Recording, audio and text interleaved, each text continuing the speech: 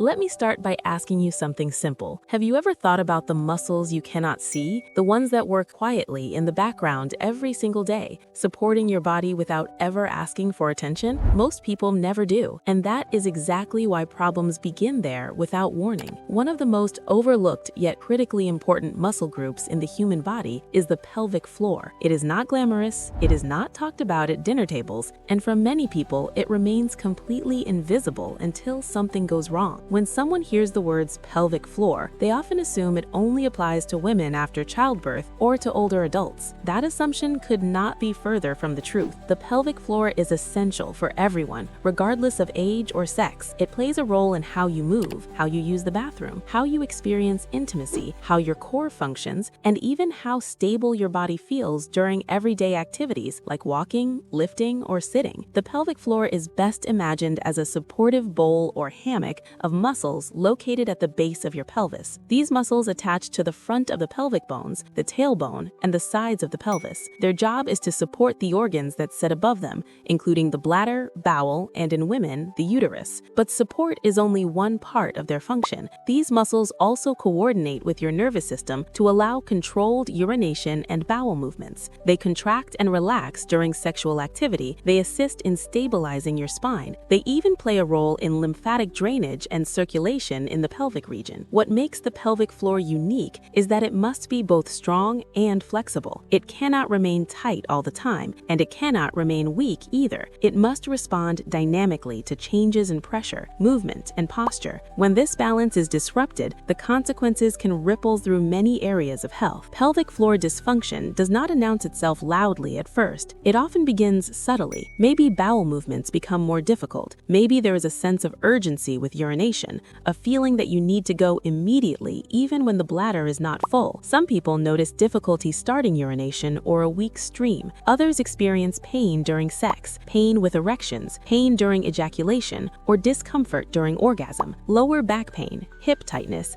and unexplained pelvic discomfort can also be signs that the pelvic floor is not functioning as it should. These symptoms can feel confusing because they seem unrelated, but they share a common origin. The pelvic floor is a central hub. When it is under strain, everything connected to it is affected, and many people unknowingly place that strain on their pelvic floor through daily habits that seem harmless at the time. One of the most common habits that quietly damages the pelvic floor over years is holding urine too often. Life gets busy. Bathrooms are not always accessible. Teachers, healthcare workers, drivers, stylists, parents, and countless others become accustomed to delaying urination because stopping feels inconvenient. Over time, the bladder adapts to holding larger volumes, and the pelvic floor muscles remain in a constant state of contraction to prevent leakage. This chronic tension weakens coordination. Eventually, the muscles may struggle to relax when it's time to empty, leading to incomplete voiding or difficulty urinating. Constipation is another major stressor. Straining during bowel movements places downward pressure directly on the pelvic floor. Repeated straining trains the muscles to brace instead of relax. Over time, this can lead to dysfunction, discomfort, and even prolapse. Proper positioning during bowel movements, adequate fiber intake, hydration, and regular movement are essential for protecting pelvic floor health. Breathing patterns also matter more than most people realize. The diaphragm and pelvic floor move together. When you inhale deeply, the diaphragm lowers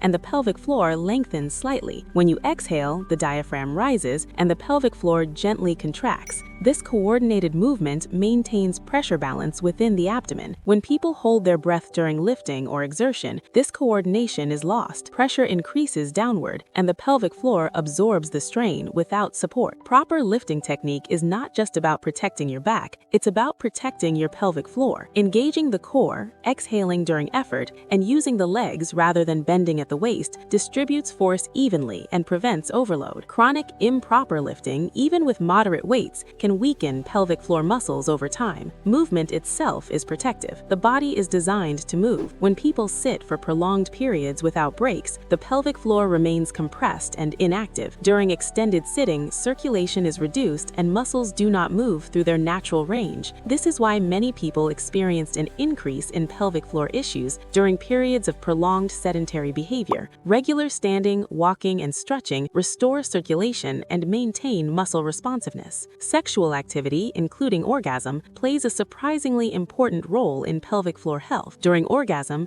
pelvic floor muscles contract and relax rhythmically. This pattern acts as a form of exercise, strengthening coordination and increasing blood flow. For individuals who struggle with orgasm or avoid sexual activity due to discomfort or anxiety, pelvic floor muscles may become underused or overly tense. Addressing these challenges with appropriate medical or therapeutic support can restore function and comfort. Exercise in general supports pelvic floor health by improving circulation, hormone balance, and neuromuscular coordination. Activities do not need to be extreme. Walking, swimming, cycling, and controlled strength training all contribute positively when performed with proper technique. The key is consistency and balance. Stretching is just as important as strengthening. Many people hear about pelvic floor strengthening exercises and assume more contraction is always better. In reality, excessive tightening without adequate relaxation can worsen symptoms. The pelvic floor must be able to lengthen fully. Gentle stretches that open the hips, lengthen the spine, and encourage diaphragmatic breathing help restore balance. These movements allow the pelvic floor to release tension and improve flexibility. Posture influences pelvic floor function every moment of the day. Slouching, leaning forward, crossing legs for prolonged periods, or constantly holding the abdomen in can disrupt natural alignment. When posture is compromised, pressure shifts downward, and the pelvic floor works efficiently without excessive strain. Weight management also plays a role. Excess weight increases constant downward pressure on the pelvic floor. Over time, this can weaken the supportive structures. Combined with other stressors such as chronic coughing, high-impact exercise, or pregnancy, the risk of dysfunction increases. Maintaining a healthy weight reduces this baseline load and preserves muscle integrity. In women, weakened pelvic floor muscles can lead to pelvic organ prolapse, where the bladder, uterus, or rectum shifts downward and bulges into the vaginal space. Urinary incontinence,